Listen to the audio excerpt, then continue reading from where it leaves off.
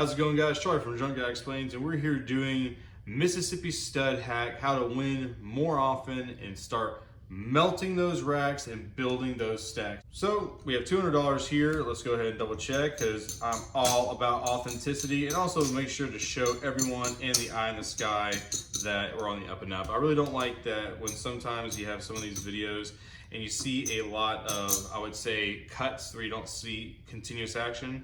So that's 100, 150, and 200. And so Mississippi Stud is one of those games where, you know, a lot of people think it's gimmicky, some people love it, some people hate it, they don't want to go to the tables. Some casinos just don't have the poker tables, so you kind of have to deal with Mississippi Stud. So really simple concept, you get dealt 2 cards and you can either keep playing to see the cards flip over or fold. So for right now, we'll go ahead and use 1,000 chips. I don't think we'll be doing those today. And you will see a ante section, and then First Street, Second Street, Third Street, okay? Cards we displayed here. Once again, this is signifying betting positions, so let's go ahead and center it up on me. We have the ante, First Street, Second Street, Third Street. You have to pay every single time to see the cards flip. We're using these Copags, you know, because we and the boys, when we're crushing some Busch lattes, we have to sit here and keep it fun, keep it loose. How about we sit here and figure out which cards are which? Oh, look at that, guys. Bam. All right, so we're gonna kind of, don't mind my shuffling skills because I'm sure they're gonna be atrocious because I've been drinking since 1985 and haven't stopped since Nixon. All right, so we got 3 cards here. Make sure these are correct. Boom, we're gonna have a $10 minimum table. And the concept of this strategy is very simple, okay? Number 1, biggest thing. If you don't have at least a push or an over, you're folding. I don't care what it is. Pair, under 6, you know, pair of 5s, pair of 4s, pair of 3s, pair of nothings. Like, I don't care. It needs to be a push or higher. That's number 1. Number 2, you gotta sit here and understand that it's a grind. It's a waiting game. So let's sit here and keep it easy, and we're gonna do it just like they do at a casino. We're not doing roundabouts, we're just doing boom. So let me put my $10 in. Boom, ante done. All right, they'll deal around. I guess I don't need this, but you never know. Old habits and all. Boop, boop. All right, and then boop, boop, boop. All right. This pack is now dead.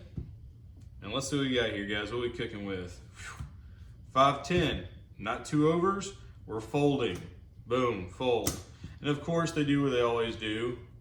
They'll show you that you might have made everything, you might have been nothing. Let's see here. Nothing burger. You can take my $10. Boom. And once again, guys, you wait. You don't panic. You don't start upping your bet. You don't do anything of the sort.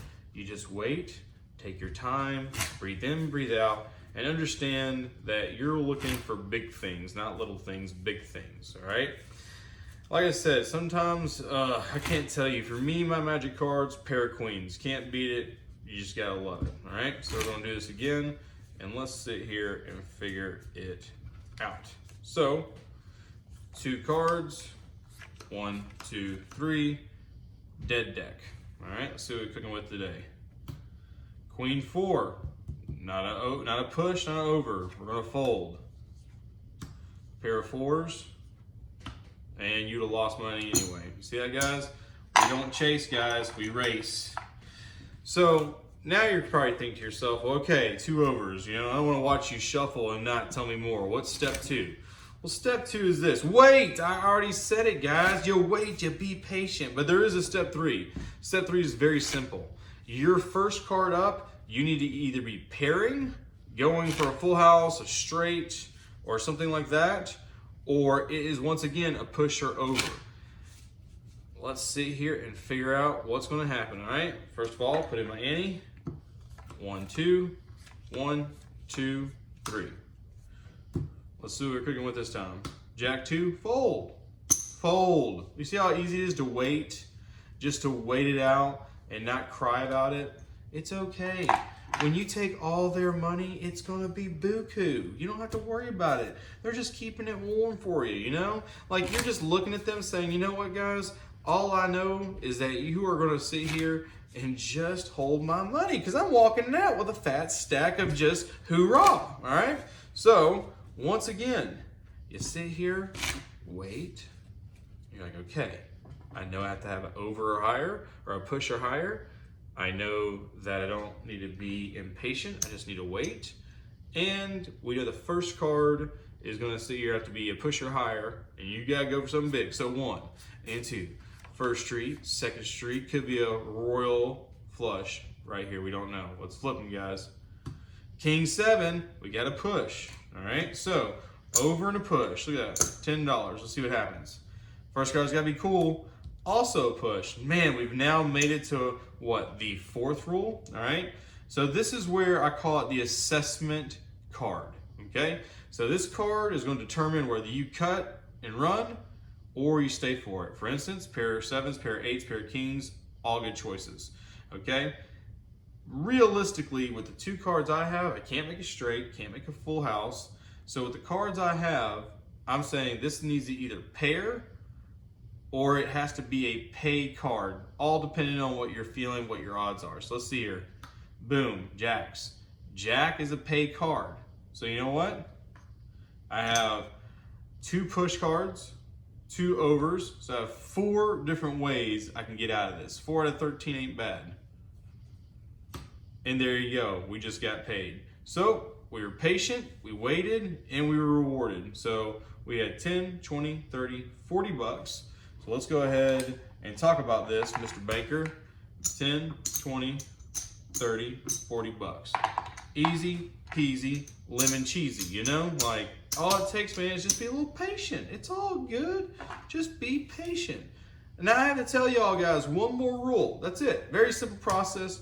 One more rule, okay? And we're going to get to it here. Regardless if it's good cards or bad cards, we're going to get to it right here, and you're going to love it, okay? So I'm just going to do all the rules over again. Hope you guys understand. Annie, first street, second street, third street. All right, we're going to do a $10 table, so we just got to see here. Boom, $10. All right, so give me my 2 cards. All right, hey, chop, chop. 2 cards. All right, street 1, street 2, street 3. All right, let's put all these rules together and add the final one so we are all set with this tutorial. Okay, so rule 1 has to be a push and an over. Push cards are higher, baby. All right, there's not a push card. There is a push card, but it's not an over, okay? Now this is personal preference. Do you want to do a lower straight? So in this case, the scenario, this card is going to determine everything. If it's nowhere near nothing, it's either going to be a 6, a 5, 7, or 3. If not, goodbye. I don't care. See you later, okay? So we're going to do, boom. Remember what I said? This card better be something. It's got to be an over or a push, or it's got to start making something happen. Let's see what happens, guys. King. It's an over, but I've lost my straight capability. Now I have 2 push cards instead of my 3 push cards I want. I fold. Get me out of here. I'm done. But let's just say for the kicks and gigs, we sit here and figure out. So we knew that, hey, what's the motto for this? Got it. Second rule, be patient. I was patient. I was like, you know what? Let's see what happens. Nothing. It's okay.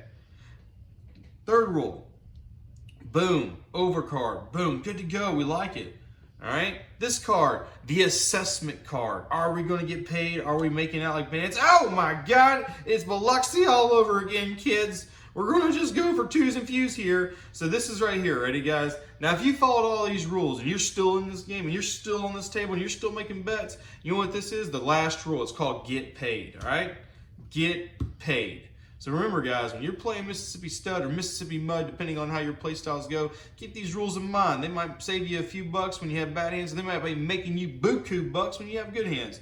Until then, this is Charlie from Drunk Guy Explains. Check you next time.